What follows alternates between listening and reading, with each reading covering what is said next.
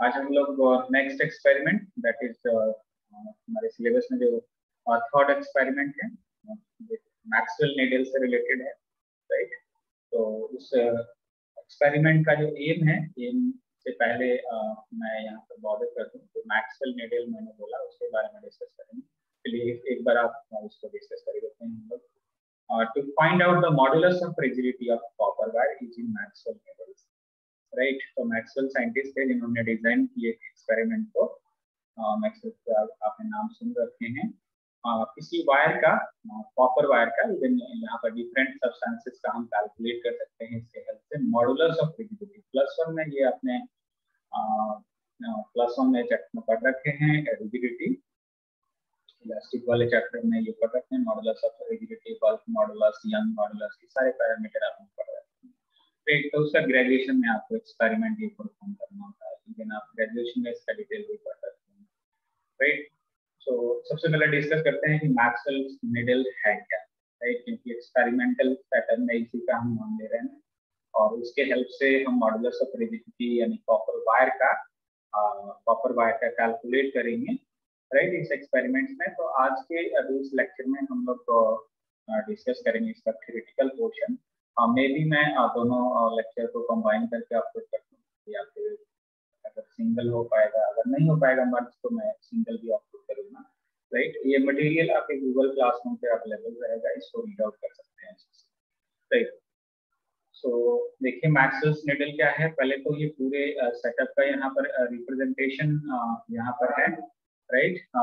Maxwell needle का पूरा experimental setup यहाँ पर आपको रिप्रेजेंट किया गया है और इसमें इंडिविजुअल में डेमोन्स्ट्रेशन पार्ट में रिप्रेजेंट कर रखा हूँ। ऑलरेडी मैं एक्सपेरिमेंट कर रखा हूँ, परफॉर्म कर रखा हूँ प्रीवियस लेक्चर में, प्रीवियस फ्राइडे को जो टर्न था, क्योंकि मैं ये डेमोन्स्ट्रेशन पार्ट में ऑलरेडी कर रखा हूँ, थ्योरेटिकल पार्ट आपको एक्सप्लेन करना, राइट।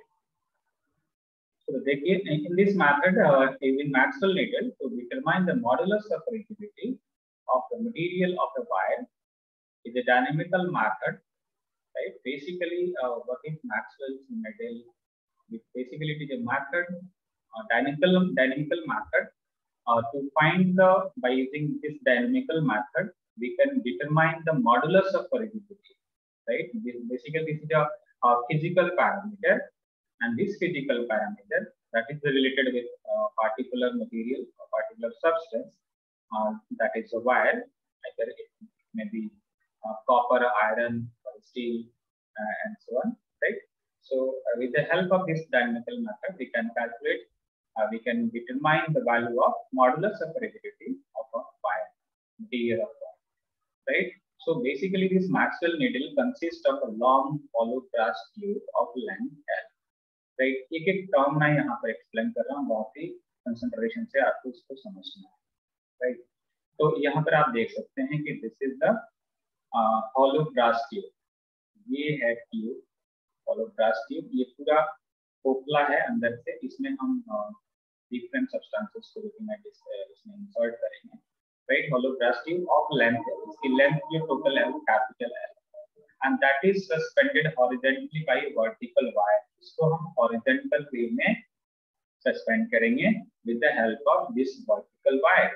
यहाँ पर जो ये वायर आपको दिख रहा है, ये कॉपर वायर हो सकता है, आयरन वायर, जिस भी वायर का, जिस भी मटेरियल का हमें मॉडुलस ऑफ रिजिडिटी कैलकुलेट करना है, उसका उसको यहाँ पर हम हैंड करेंगे। उसके हेल्प से यहाँ पर इस हॉलो ब्रास ट्यूब को हम इसको यहाँ पर सस्पेंड कर देंगे, right. Modulus of rigidity is to be determined, right. So other end of the wire is clamped to a rigid support. यहाँ पर एक पोर्शन तो हमने यहाँ पर एक नट कह सकते हैं, इसको हम यूज करके इसमें वायर इंसर्ट करके इसको टाइट कर देते हैं, राइट।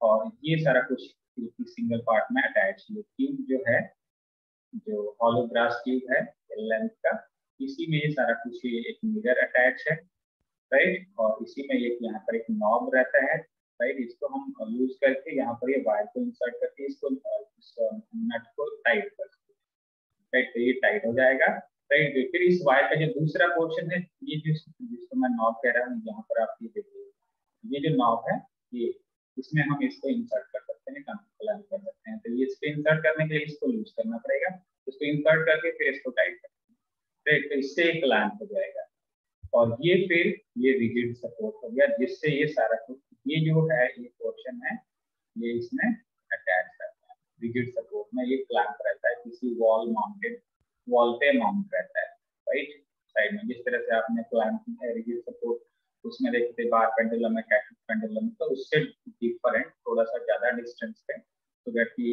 इसकी लेंथ है ना, तो ऑसिलेशन के लिए डिस्टेंस चाहिए। तो ये डिस्टेंस ये समझ लीजिए कि वॉल पे इसको हमने माउंट कर रखा है, राइट। ये थोड़ा सा डिस्टेंस होना चाहिए, सो दैट ये ऑसिलेशन जब करे, ये ऑसिलेशन करे तो इसको sufficient space, right. 4 brass cylinders to follow H and 2 solid S and S of identical length and diameters can be fitted inside the hollow brass tube। अभी मैंने डिस्कस किया कि ये मैक्सवेल निडल में क्या क्या होता है। सबसे पहले मैंने ट्यूब बताया कि एक hollow brass tube L length का है, ये है हॉलो ब्रास, ये अंदर से खोखला है, खाली है, राइट।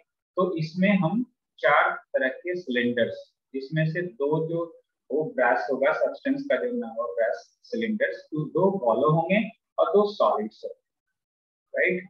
उसको हम इसमें, और उनकी जो लेंथ होगी चारों की, वो लेंथ भी सेम होगा और डायमीटर भी सेम होगा।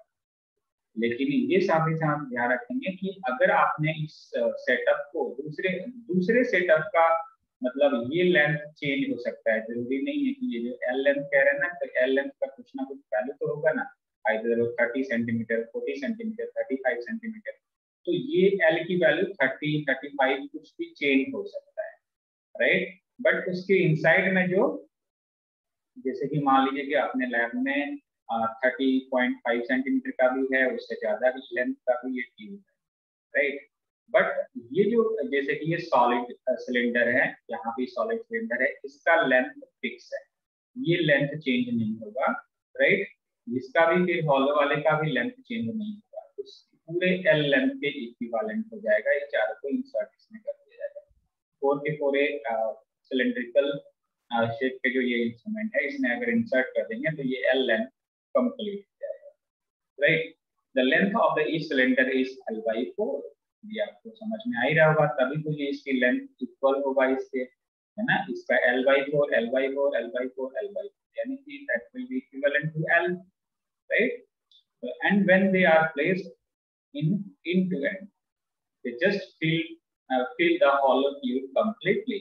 जब इसमें हम उसको end to end इंसर्ट करते हैं, यानी कि हॉलो वाले को पहले इसमें इंसर्ट कर देंगे, राइट, दोनों हॉलो वालों को इंसर्ट कर दिए, फिर उसके बाद हमने सॉलिड वालों को इसमें इंसर्ट कर दिया, राइट। तो ये कंप्लीटली इसमें इस तरह से सेट हो जाता है, राइट। एक्सपेरिमेंट जब हम करते हैं तो सॉलिड वाले को आउटवर्ड रखते हैं एक बार, और सॉलिड वाले को फिर दूसरी बार इनवर्ड कर देते हैं, राइट। और ये हॉलो वाले को आउटवर्ड कर देते हैं, दोनों के, राइट। तो 2 बार हम इसमें इसको चेंज करके और एक्सपेरिमेंट में ऑसिलेशन इसको कराते हैं, ऑसिलेशन करा के 20 ऑसिलेशन 20 वाइब्रेशन से हम टाइम नोट करते हैं, फिर उसे 20 से डिवाइड करके टाइम पीरियड कैलकुलेट कर लेते हैं, राइट। बहुत इजी एक्सपेरिमेंट है, बहुत ही सिंपल मैथमेटिकल फॉर्मूलेशन है इवन, और बहुत interesting, right. So the length of the each cylinder is हमने डिस्कस कर ही लिए। To facilitate the counting of vibration of the Maxwell needle, a small plane mirror hand is attached to the specimen wire। यहाँ पर जैसे मैंने कहा था कि मिरर भी एक अटैच करते हैं, राइट। जनरली वो मिरर कभी कभार ये वायर अगर हमने अच्छे से क्लैंप नहीं करते हैं तो मोशन करते करते ये गिर जाता है, तो ये मिरर ब्रोकन हो जाता है, राइट। तो जरूरी नहीं है कि यहाँ पर हो, या एक जस्ट इसको हम जब टेलीस्कोप से अटैच करेंगे तो फॉर ऑसिलेशंस के लिए, राइट, इसमें हम टेलीस्कोप यूज करते हैं, राइट। जो ऑपरेटर्स में डिस्कस करूंगा कि कौन कौन से ऑपरेटर्स हैं। तो ये जो मिरर यहाँ पर यूज कर रहे हैं, तो जस्ट टेलीस्कोप को फोकस करने के लिए कि ऑसिलेशन प्रॉपर हो रहा है कि नहीं, उसके लिए हम यूज करते हैं, राइट। तो ये पार्ट हमने मैक्सवेल निडल के बारे में डिस्कस कर लिए। अब बहुत ही फास्ट अब आगे नोट करेंगे, right. Aim of the experiment ऐसे मैंने डिस्कस कर लिया। यहाँ पर apparatus एक बार मैं बॉर्डर कर दूँ, मेन प्रोसीजर पे मैं फोकस कर, right. To find out the modulus of rigidity of copper wire using Maxwell needle, ये एम ऑफ द एक्सपेरिमेंट है। apparatus क्या क्या चाहिए इस एक्सपेरिमेंट के लिए? और सबसे पहले मैक्सवेल नीडल, यानी कि ये मैक्सवेल नीडल हो गया, इतना पार्ट मैक्सवेल नीडल हो गया, राइट।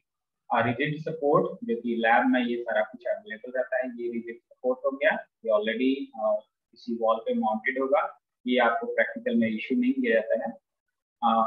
विद सर्वाइवल और टॉर्शन हेड, ये सारा कुछ लैब में अवेलेबल रहता है, right. A copper wire of suitable length and suitable diameter, generally 1 millimetre. मैंने रिकॉर्डेड लेक्चर में इसको 1 मीटर बोल रखा, बट ये 1 मिलीमीटर ही है, राइट। उसके डायमीटर अप्रॉक्स 1 mm होनी चाहिए, राइट। और इसकी लेंथ भी हम जनरली 1 मीटर ले लेते हैं, राइट, और 1 मीटर से हम कम भी ले सकते हैं, राइट। स्प्रिंग बैलेंस, ये हमें स्प्रिंग बैलेंस इसको यूज करते हैं इसका मास कैलकुलेट करने के लिए, जिसमें डिस्कस करना कैलकुलेशन में। स्प्रिंग का यूज करते हैं इस वायर का डायमीटर कैलकुलेट करने के लिए, डायमीटर कैलकुलेट कर लेंगे तो रेडियस में पता चल जाएगा, क्योंकि हम सिंपल स्केल से इसका लेंथ तो कैलकुलेट कर सकते हैं बट डायमीटर नहीं कैलकुलेट कर सकते हैं। इवन हम वर्नियर कैलिपर से भी नहीं कैलकुलेट कर सकते हैं, क्योंकि वो सेंटीमीटर में होता है, और यहाँ पर बोल रखे हैं कि इसका डायमीटर 1 mm में होना चाहिए। तो mm में मेजर करने के लिए हमें क्या यूज करना चाहिए? स्पीकर यूज करना चाहिए, राइट। स्टॉप वॉच यूज करते हैं, स्टॉप वॉच किस लिए? क्योंकि इसका ऑसिलेशन कराएंगे, राइट, ऑसिलेशन कराएंगे तो फिर उसके ऑसिलेशन के लिए टाइम नोट करना है, तो इसलिए हम स्टॉप वॉच यूज करते हैं। Telescope with a scale attached to its distance, right. तो एक टेलीस्कोप यूज करते हैं सो दैट इसका हम ऑसिलेशन को ऊपर यहाँ पर फोकस करके मिरर के क्रॉस से और फिर इसका ऑसिलेशन हम ऊपर मेजर कर पाते हैं, राइट। तो ये तो हो गई बात apparatus का, aim of the experiment of Maxwell needle का, राइट। थ्योरी पोर्शन में जस्ट आपको फॉर्मुलेशन लिखना है, बट ये स्टडी में डिटेल में है कि किस तरह से हम इसको कैलकुलेट कर सकते हैं। मॉडुलस ऑफ रिजिडिटी का फॉर्मुलेशन इवन प्रीवियसली आपने पढ़ रखे होंगे प्रीवियस क्लास में, राइट। तो वहां से भी आप गो थ्रू हो सकते हैं, राइट। तो जस्ट यहाँ पर फॉर्मुलेशन आपको लिखना है कि we can calculate as we know that the modulus of rigidity of the wire that can be calculated with this formulation। ये फॉर्मुलेशन है, टीवी में आपको ये फॉर्मुलेशन मेंशन करना है, that is theta is equal to this, right। आप लोग को इसमें अनम्यूट नहीं रहना है।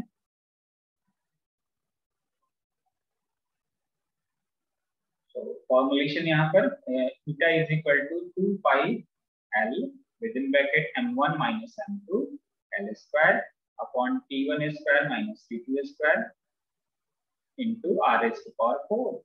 अब यहाँ पर आप फॉर्मूला लिख करके और इसमें एक्सप्लेन कर देंगे कि ये स्मॉल एल क्या है, राइट, m1 m2 क्या है और कैपिटल एल क्या है, t1 t2 और r क्या है, राइट। तो ये जब हम कैलकुलेशन का क्वेश्चन करेंगे तो उसमें भी ऐसे एक्सप्लेन करेंगे, आपको ये समझ में आ रहा होगा कि m1 m2 राइट। देखिए कैपिटल एल तो हमने शुरू में ही बात कर लिए थे कि वो कैपिटल एल हम स्टील की लेंथ को रिप्रेजेंट कर रहे हैं, तो कैपिटल एल स्टील का लेंथ है। और डायमीटर की बात किए थे तो डायमीटर किसका बात किए थे? वायर का बात किए थे, तो उस डायमीटर से हम रेडियस कैलकुलेट कर लेंगे, तो this small r is the radius of that copper wire, right. तो उसमें हमने सिलेंडर यूज किए थे, right, cylinder, 2 hollow cylinder and 2 solid cylinder, उनके मासेस हैं, राइट। सॉलिड वाले का मासेस m1 है और हॉलो वाले के मासेस m2 है, राइट। इसको हमने डिस्कस किए थे। ये हो गया small l, that is the length of the wire, right, that may be 1 meter or less than 1 meter, maybe more than 1 meter, but इतना भी लेंथ ना लेके तो ग्राउंड से टच करने लगे, राइट। एक सफिशिएंट हाइट पे आप उसको सस्पेंड करके और अपने एक्सपेरिमेंट को परफॉर्म कर सकते हैं, right. T1 and T2 is the time period in case of जब हम उसमें ट्यूब में जब सॉलिड वाले पोर्शन को आउटवर्ड रखेंगे तो जो टाइम पीरियड आएगा तो वो T1 होगा। जब सॉलिड वाले को इनवर्ट कर देंगे यानी हॉलो वाले को आउटवर्ड कर देंगे तो टाइम पीरियड आएगा वो T2 टाइम पीरियड हो जाएगा, राइट। तो कि वहाँ ये सारे पैरामीटर हमें कैलकुलेट करना होता है। और देखो इसमें मेन तो हमें T1 और T2 कैलकुलेट करना है एक्सपेरिमेंट परफॉर्म करके, राइट। और बाकी तो ये तो जस्ट आप इस मास कैलकुलेट कर सकते हैं बहुत इजीली, ये लेंथ ट्यूब का कैलकुलेट कर सकते हैं ये स्केल से, वायर का लेंथ कैलकुलेट कर सकते हैं स्केल से, राइट। रेडियस थोड़ा सा बहुत ही प्रिकॉशन से कैलकुलेट करते हैं, राइट।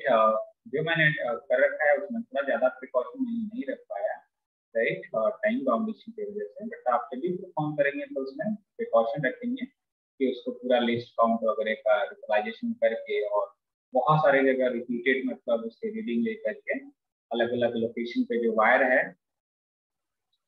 है उसके हर एक को मतलब 10-15 लोकेशन पे इसके आप उसके डायमीटर को मेजर करेंगे इस तरीके से और उसको फिर लिस्ट काउंट से मल्टीप्लाई करके सारा कुछ फिर उसका मीन कैलकुलेट करके फिर उसको 2 से डिवाइड करके रेडियस कैलकुलेट करेंगे। फिर इस म्यू की वैल्यू जो ईटा की वैल्यू है, मैं म्यू बोल दे रहा हूँ, ईटा की जो वैल्यू है वो बहुत ही परफेक्ट आएगा, राइट। उसमें परसेंटेज एरर कम आएंगे, राइट। सो बहुत ही फास्ट अब मैं डिस्कस करता हूँ प्रोसीजर कैसे एक्सपेरिमेंट आपको परफॉर्म करने हैं।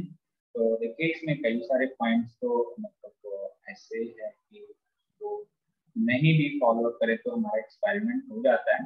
बट उन सब चीज़ों का ध्यान जरूर रखना है कि ऐसा भी कुछ होता है उस तरह से भी हम कर सकते हैं एक्सपेरिमेंट, राइट।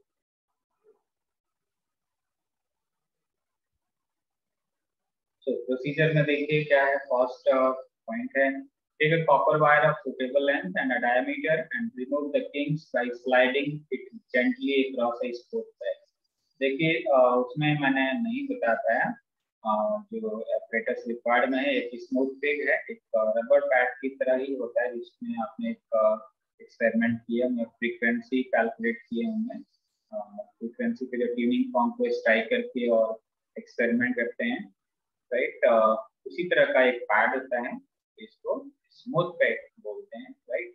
उस पे हम दो मतलब वो दो ऐसे रेक्टेंगल का है, राइट। तो इस पे दोनों को एक दूसरे पे ऐसे होल्ड करके इसके इन बिटवीन हम वायर को रख देंगे और इस पे गो थ्रू कर देंगे। तो इस वायर में अगर किंग्स होगा इस तरह से जर्क होगा, इस तरह से जर्क होगा, ये जो जर्क और किंग्स दिख रहे हैं ना ये बिल्कुल स्मूथ हो जाएगा, स्ट्रेट हो जाएगा, राइट। इस तरह से हो जाएगा। इस पोर्शन में आप देख सकते हैं कि यहाँ से यहाँ तक कोई भी किंग्स नहीं है, कोई भी नहीं है। तो स्मूथ पैक से इसको हम रिमूव कर सकते हैं, right. Fixed one end of the wire in the rigid support with the help of clamp, right। क्योंकि मैंने बताया था कि जो rigid support है वहां पर इस तरह का रहता है, इस पे एक नट लगा रहता है यहाँ पर, इसको आप लूज करके इसको ओपन करके और यहाँ पर वायर को रिजिड सपोर्ट ये जो वॉल से माउंट रहता है, राइट, इसमें आप इसको वायर को इंसर्ट करके टाइट कर देंगे, राइट। और उसके जो बॉटम का पार्ट है वो फिर दूसरे पार्ट में होता है। Put the hollow cylinder inside the needle and the solid cylinder outward symmetrically and clamp the needle to the second end of the wire with the help of the clamp and let it hang freely in the horizontal position। बहुत ही simple. जो tube हमारे पास था, right, ये tube था, यहाँ पर भी एक लैंप था, राइट, और यहाँ पर एक मिरर लगा था। तो ये मिरर ये जस्ट फ्रंट पार्ट है, इसके बैक साइड में ये टर्मिनल जिस तरह से यहाँ पर है और इसमें वायर को जिस तरह से यहाँ नट बोल्ट एक नट रहता है इसको यूज करके इस वायर को जो दूसरा पोर्शन है ये यहाँ पर हम कनेक्ट कर देते हैं, right. Solid hollow part inside कर देना है, यही हमने बात की है ना। हाँ, हॉलो सिलेंडर इनसाइड रखना है, राइट, यानी कि यहाँ पर हॉलो सिलेंडर आ जाएगा, राइट, यहाँ पर हॉलो सिलेंडर आ जाएगा और आउटवर्ड में हमें सॉलिड डायग्राम में और इस तरह से इसको फ्रीली बिल्कुल हैंग कर दिए, राइट, मीडियम में लैब के इनसाइड में। तो ये सारा कुछ तो अवेलेबल रहता है, ये सारा कुछ पार्ट आपको लैब में इशू कराना होता है और सारा कुछ सेट करना होता है, राइट। कई सारे लैब में ऑलरेडी आपको सेटअप करा मिला रहता है, राइट, बट इसको हम सेट कर सकते हैं, राइट। थर्ड पॉइंट देखते हैं, see the needle is perfectly horizontal.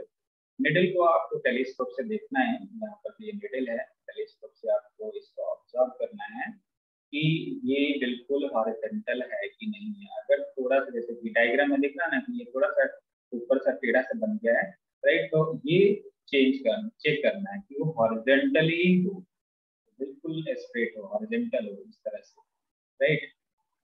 If it is not, move the torsion head in clockwise or anti-clockwise direction till it becomes horizontal. Right, तो यहाँ पर भी एक नॉब रहता है, बट ये जनरली नहीं होता है, वो ऑलरेडी ये अगर जेट सपोर्ट प्रॉपर से सेटल इंस्टॉल नहीं होगा तभी ये प्रॉब्लम हॉरिजॉन्टल या वर्टिकल का इश्यू आ सकता है। अदरवाइज अगर ये रिजिड सपोर्ट प्रॉपर सेट है फिर आप कोई प्रॉब्लम नहीं आएगी, राइट। तो थॉट का कोई ज्यादा उसमें एरर का चांसेस नहीं बन सकता है, राइट। फिर भी आपको एक बार चेक तो करना ही है टेलीस्कोप से। Bring the needle close to the mean position of its oscillation and arrest its motion either by the placing a stand in contact with it or by tying the end of the needles to the stand by the thread. अब देखो ये मैंने demonstration part में ये 2-3 part नहीं किया क्योंकि इतना प्रिकॉशन से अगर हम करें तो इनकी रिक्वायरमेंट नहीं है। क्या कहा जा रहा है कि एक पोर्शन को आप इधर की तरफ इसको स्ट्रेच करके इसको एक स्ट्रैंड से थ्रेड से एक इसको थ्रेड से इस वाले पोर्शन को जो इस साइड है उसको थोड़ा सा रोटेट करके इसमें ट्विस्ट होगा, इसमें ये रोटेट होगा ना, ये रोटेट कर सकता है, ये फ्री है, हैंग है कि ऑसिलेशन कर सकता है। तो इसको हम स्ट्रैंड से एक स्ट्रैंड से इसको थ्रेड से यहाँ पर टाइट कर सकते हैं। ये इसलिए कर रहे हैं कि सो दैट इसमें वर्टिकल ऑसिलेशन ना हो, राइट।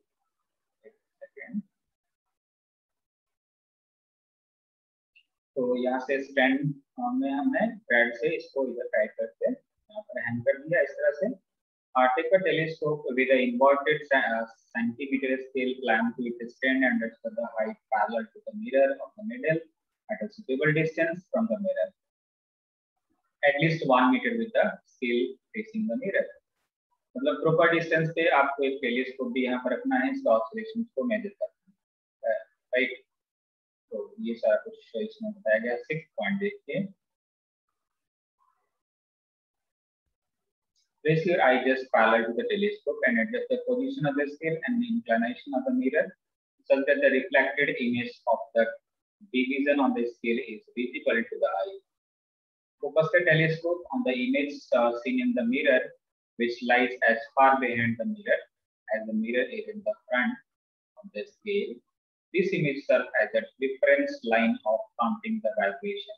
Right? Even ये सारी जो कहानी बता रहे हैं उसकी जगह आप एक क्रॉस का प्लस का साइन बना करके उसको आप एक रेफरेंस लाइन इमेजिंग कर सकते हैं कि किस बेसिस पे आप कहेंगे कि ये 0 ऑसिलेशन हो गया, ये 1 2 3 4, इसलिए ये सारी बातें बताई जा रही है।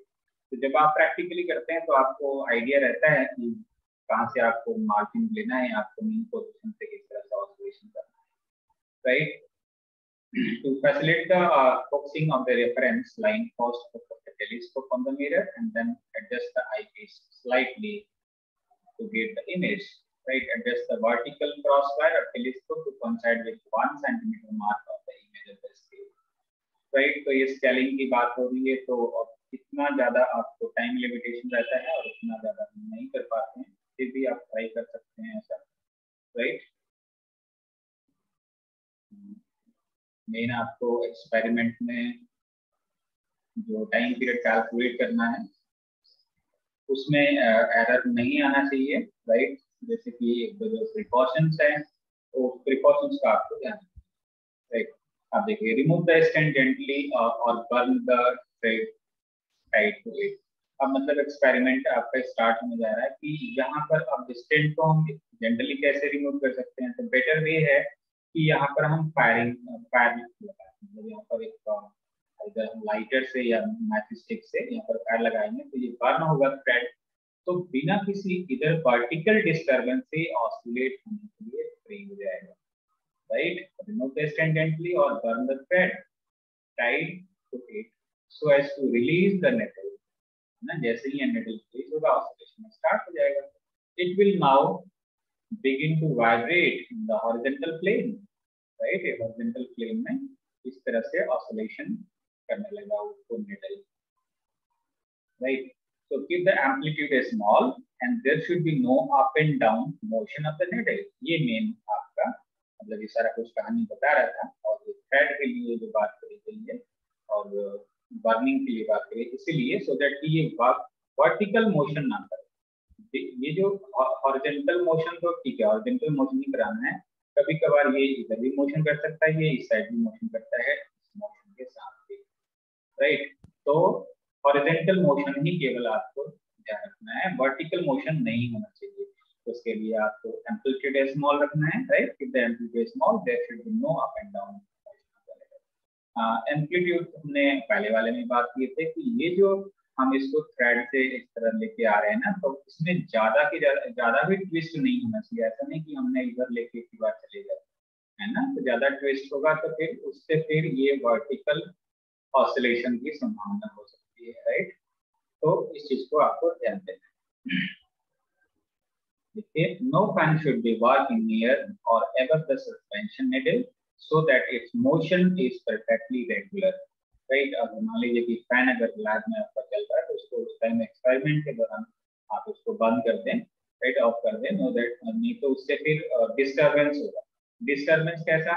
एक्सपेरिमेंट में डिस्टर्बेंस होगा, यहाँ एक फोर्स एक्ट होगा, ईयर का फोर्स एक्ट होने लगेगा, वो भी इसमें इसको ऑसिलेशन में हेल्प करने लगेगा। ये अप एंड डाउन में भी हेल्प कर सकता है, क्योंकि ऊपर से एयर आएगा तो प्रेशर लगाएगा तो ये डाउन में हो सकता है। तो इन सारे के लिए ये सारा कुछ बताया जा रहा है, राइट। तो आई होप कि इसको कंसंट्रेट होकर भी आप समझ रहे होंगे, राइट। नेक्स्ट पॉइंट देखिए, see through the telescope and when the image of the reference mark on the scale passes through the field of view across the vertical crosswire, start the stopwatch and count to 0। जैसे ही reference point को mark कर रखे हैं, उस reference point से जैसे कि इधर आ गया, राइट, और हमने यहाँ से बर्न किया, तो जैसे ही वो इधर जाए तो यहाँ से स्टार्ट कर दिए। फर्स्ट जो काउंटिंग करना है वो आपको 0 करना है, and find the time for 20 vibration and repeat the observation 3 times। take the mean। देखिए, एक बार आपने ऑसिलेशन जब स्टार्ट कर दिए, मिनिमम एम्पलीट्यूड से इसको थोड़ा सा डिस्टर्ब करके जो भी प्रोसेस बताया मैंने, राइट। और फिर ऑसिलेशन जो पहला काउंट करना है स्टॉप वॉच, तो वो 0, उसके बाद 1 और फिर इस तरह से 20 तक काउंट करना है। उसमें 20 ऑसिलेशन के लिए कितना टाइम नोट किया, स्टॉप वॉच से आप टाइम नोट कर लेंगे, राइट। 20 ऑसिलेशन के लिए जो भी टाइम आया, जैसे कि आप मान लीजिए कि 185 सेकेंड्स लग गए आपको, राइट। तो फिर से भी एक बार रिपीट कीजिए, क्योंकि क्या पता कि उसमें एरर तो होगा ही। तो ये आप 2-3 बार एक्सपेरिमेंट को रिपीट कर सकते हैं। तो मैं कह रहा था कि इस तरह से आप एक बार आपने एक्सपेरिमेंट किए, टाइम पीरियड तो टाइम नोट किए, तो 185 आ गया, तो उसको आप फिर से एक बार रीडिंग लीजिए 20 ऑसिलेशन के लिए, जो भी टाइम आया उसको आप नोट कर लीजिए, क्या पता वो 184 हो जाए।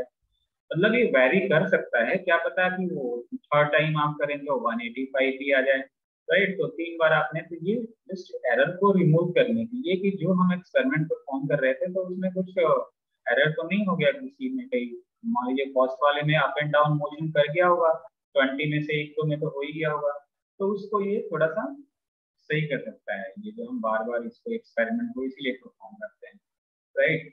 तो फिर 3 बार हमने कर लिए, तो इसको सम अप करके 3 से डिवाइड कर दीजिए, राइट। मेन आपने कैलकुलेट कर लिया कि कितना टाइम तो इसमें लगी गया, राइट, 20 वाइब्रेशन के लिए। फिर उस रिजल्ट को आपको 20 से डिवाइड कर देना, that will give you T1, right, seconds में। मैंने टाइम पीरियड आपने कैलकुलेट कर लिए T1, राइट। आप देखिए, बहुत इजी, जो हमने अभी तक सीख रखा है, पढ़ रखा है, सुन रखा है, उसको ही अब रिपीट करना है। Find the weight of each hollow and solid cylinders with string balance and take the mean weight of the weight for each। इसको करने से पहले मैं दूसरा पार्ट उनको बता दूं, तैयार करना है। अब आपको ये तो आपने T1 कैलकुलेट कर लिए, पहले हमने क्या किए थे, इस हॉलो सिलेंडर को जो टीम था, यहाँ पर हमने H को यहाँ पर H को इनसाइड में रखे थे, सॉलिड को आउटसाइड में। ये H था, राइट, और सॉलिड आउटसाइड था, आउटवर्ड में था। तो T1 हमने कैलकुलेट कर लिए, राइट। अब क्या करेंगे, इसको आउटसाइड बाहर निकाल करके हॉलो वाले को, सॉलिड वाले को इनर पार्ट में कर देंगे, सॉलिड वाले को इनर कर देंगे, राइट, और हॉलो वाले को उसके बाद में लगा देंगे, राइट। फिर एज इट इज उसको सेट कर देंगे और उसको फ्रीली हैंग कर देंगे। ध्यान रखेंगे कि इसको जब हम रिमूव करें तो इसमें कोई भी किंग्स ना हो। अगर किंग हो जाता है तो स्मूथ टाइप से उसको सही कर लेना है, सारा कुछ प्रिकॉशंस को ध्यान से उसको फॉलो अप कर लेना है, राइट। फिर से उसको हैंग कराना है 20 ऑसिलेशंस के लिए, राइट। ये 3 टाइम्स आपको रिपीट करना है और जो आप टाइम पीरियड कैलकुलेट करेंगे दैट इज T2 सेकंड्स में आ जाएगा, राइट। बहुत ही सिंपल, ये नहीं मतलब मेन एक्सपेरिमेंट है। बाकी तो आप बाकी ग्रुप में अगर आप कर रहे हैं तो कोई मास कैलकुलेट कर रहा है, कोई वायर का लेंथ कैलकुलेट कर रहा है, कोई स्टूडेंट उसका रेडियस कैलकुलेट कर रहा है, कोई, राइट, और लेंथ ऑफ द वायर, ये सारा कुछ इंडिविजुअल आप कैलकुलेट करके और बहुत ही फास्ट एक्सपेरिमेंट कंप्लीट कर सकते हैं, राइट। तो देखिए यहाँ पर एक मेरे को मिस्टेक लग रहा है, क्योंकि वेट और मास में डिफरेंस होता है, तो हम वहाँ पर मास को बोल सकते हैं। तो उस हॉलो सिलेंडर और सॉलिड सिलेंडर का हमें मास कैलकुलेट कर लेना है m1 m2, राइट। सॉलिड का मास m1 हो जाएगा, राइट।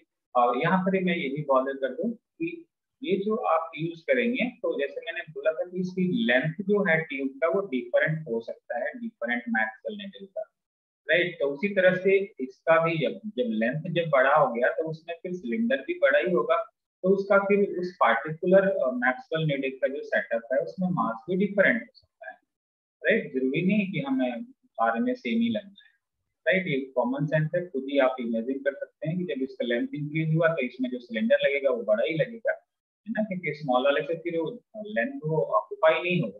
तो जब आप लेंथ इसका इंक्रीज करेंगे तो मास भी इंक्रीज होगा ही, क्योंकि उसमें सब्सटेंस होगा, राइट। तो स्प्रिंग बैलेंस है m1 m2 आप कैलकुलेट कर लेंगे, राइट।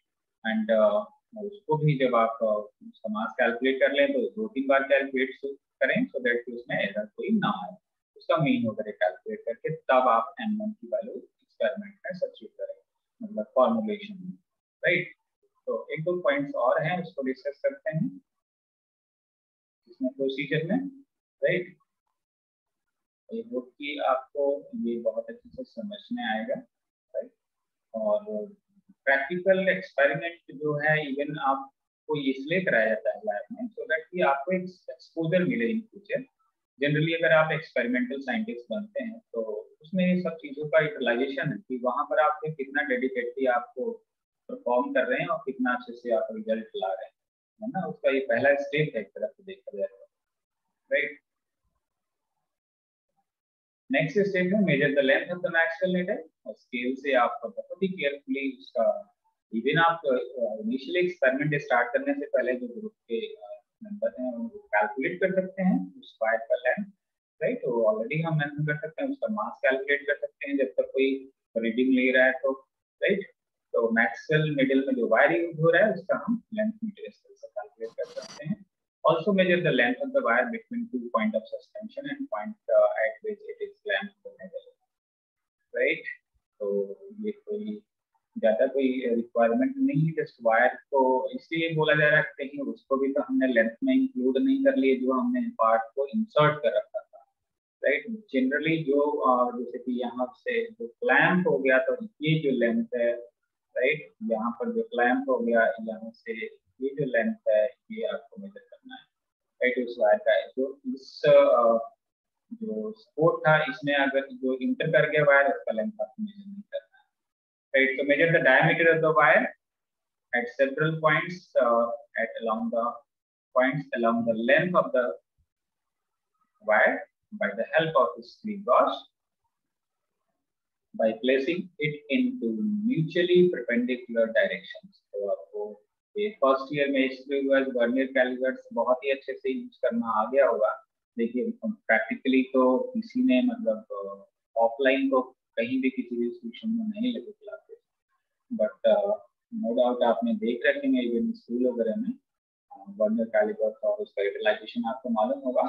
जब भी आपका ऑफलाइन लगता है तो इनसे आप हो सकते हैं कैसे का ये यूटिलाइजेशन होता है, राइट। तो आपने स्क्रू पर देख रखा है तो उसमें हम इजीली परपेंडिकुलर वायर को इंसर्ट करके डिफरेंट लोकेशन पे, जैसे ये वायर है तो देखिए यहाँ पर मैं केवल बात करूँ जो बिल्कुल स्ट्रेट है, यहाँ पर 2 जगह किंग स्लिप हो गया, तो कभी इस लोकेशन पे 2-3 लोकेशन पे, इवन आप जितना ज्यादा लोकेशन पे, ऐसे तो जनरली जो हमने वायर यूज कर रहे हैं उसका जो मास डिस्ट्रीब्यूशन है वो सेम ही है ना, वायर सिमेट्रिकल है, फिर भी जस्ट फॉर प्रिकॉशन कि उसको हम डिफरेंट लोकेशंस पे उसका डायमीटर मेजर कर रहे हैं इसलिए सो दैट कि अगर कहीं मान लीजिए कि मास कहीं यहाँ पर कहीं कुछ ज्यादा डिपॉजिट हो गया तो वहाँ डायमीटर ज्यादा आ सकता है, इसलिए डिफरेंट लोकेशन पे हम इसका डायमीटर कैलकुलेट कर रहे हैं, बट जनरली नहीं होता है, राइट। अगर आप नेक डाइव से देखें, उसको ऑब्जर्व करें तो उसमें ऐसा कुछ नहीं दिखेगा, और ऐसे भी स्मूथ डेक से जब आप उसको फिल्म को रिमूव करेंगे तो वो रिमूव ही होता है अगर कुछ ऐसा डिस्टर्बेंस उसमें वायरिंग होगा तो, right. So this is all about this procedure to perform the experiment that is related with maximum. फिर एक्सपेरिमेंट में आपको ऑब्जर्वेशन टेबल किस तरह से बनाना है, बहुत ही सिंपल। दो ही रीडिंग लेने हैं आपको, दो रीडिंग यानी टाइम पीरियड ही जस्ट कैलकुलेट करना है, T1 T2 में। तो सीरियल नंबर आपने यहाँ पर मेंशन कर लिया 1 2, position of cylinder solid cylinder, यानी कि सॉलिड सिलेंडर का पोजीशन क्या था। सबसे पहले मैंने बताया कि आउटवर्ड में रखना है, राइट। जो ट्यूब था उस ट्यूब में सॉलिड सिलेंडर को हमने बाहर रखे थे सबसे पहले, जो सेंटर था। यहाँ पर हॉलो वाले रखे थे, राइट। ये आउटवर्ड में हमने सॉलिड सिलेंडर को रखा।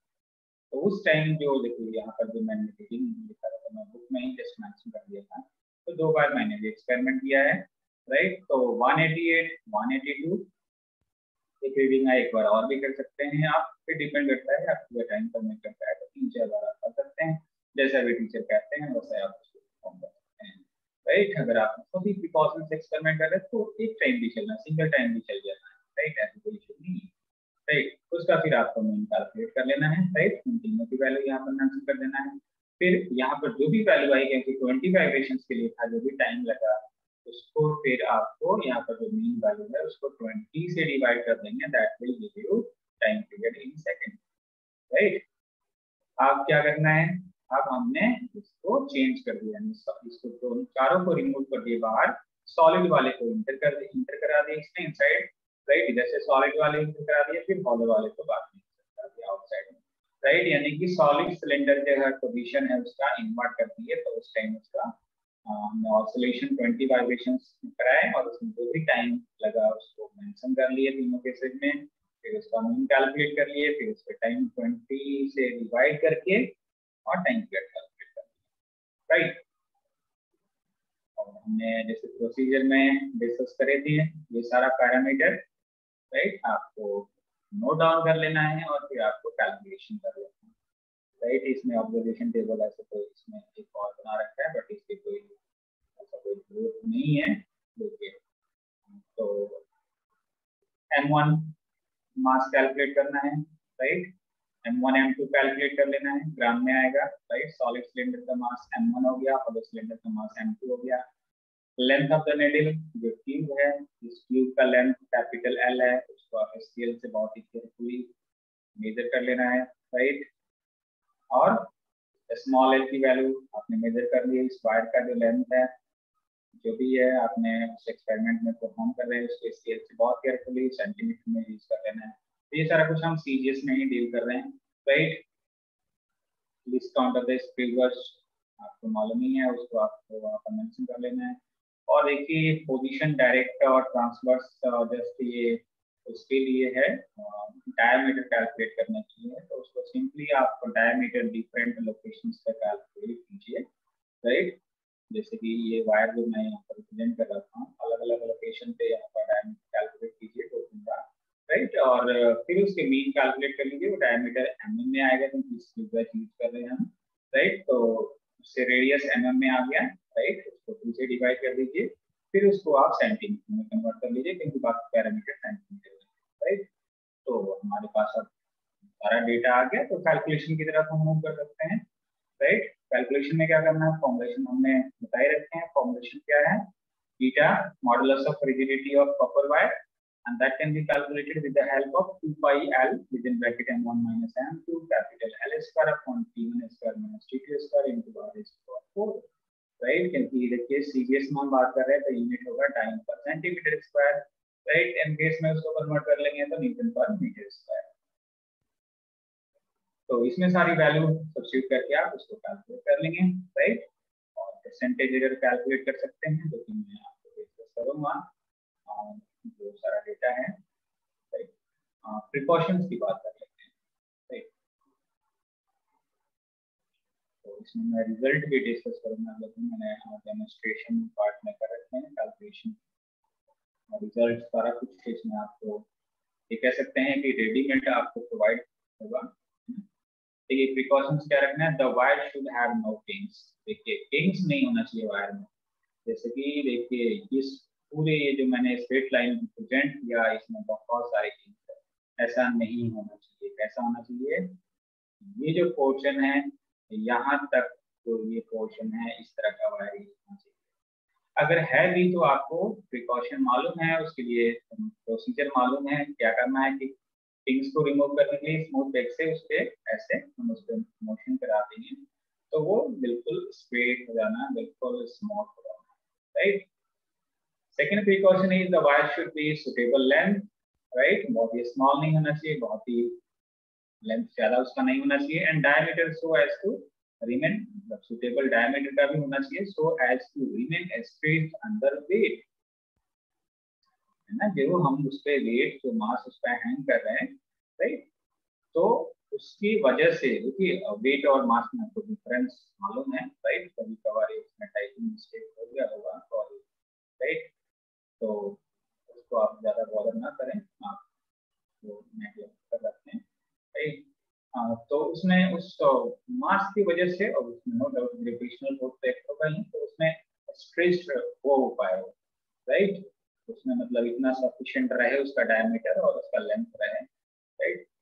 कम अगर लेंथ लिए तो ये सारा स्ट्रेच का कॉन्सेप्ट खत्म हो जाना है, जो उसकी रिजिडिटी कैलकुलेट करना है, उसमें ट्विस्ट का जो कॉन्सेप्ट है वो सारा कुछ रिमूव होना है, रोटेशनल मोशन जो हो रहा है वो सारा कुछ खत्म हो, राइट। इसलिए ये बात कही जा रही है। थर्ड प्रिकॉशन क्या है, the radius occurs in fourth power, it should be measured accurately।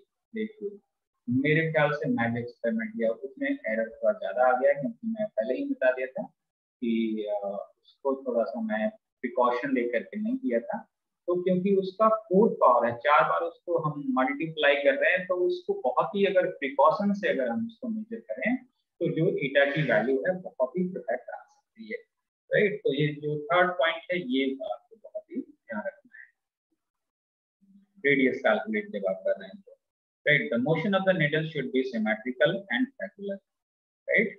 जो निडल है उसका सिमेट्रिकल मोशन होना चाहिए और रेगुलर मोशन होना चाहिए, right. There should be no up and down motion of the needle.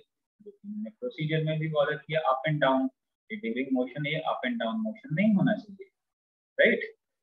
And next thing is the amplitude of vibration should be small, so the needle is not twisted beyond elastic limit। आपने elastic limit पढ़ रखे हैं कि इतना ज्यादा आपने उसको amplitude दे दिए कि उसको 2-3 रोटेशन करा दिए कि उसकी इलास्टिक लिमिट जो है वो खत्म हो गई, वापस वो आने का उसको मन ही नहीं कर रहा है, वो ऑसिलेशन करने का मन ही नहीं कर रहा है ना। तो ऐसा नहीं होना चाहिए, राइट। तो इसलिए एम्पलीट्यूड स्मॉल होना चाहिए, राइट। ये भी रीजन आप ध्यान रखेंगे, ये कॉन्सेप्चुअल आंसर आपको पता होगा, right. The telescope should be focused on the image of the mark on the scale and not on the mirror, right. Reference जो भी आपने लाइन प्रेजेंट कर रखे हैं उस पे टेलीस्कोप को फोकस रखें, तो दैट ही आपकी काउंटिंग डिस्टर्ब ना हो, उसमें कोई मिस्टेक ना हो, राइट। उससे टाइम पीरियड पे फर्क पड़ सकता है, right? So next thing is 2 sets of cylinders should be exactly identical and the hollow tube should be clamped at its middle point, right?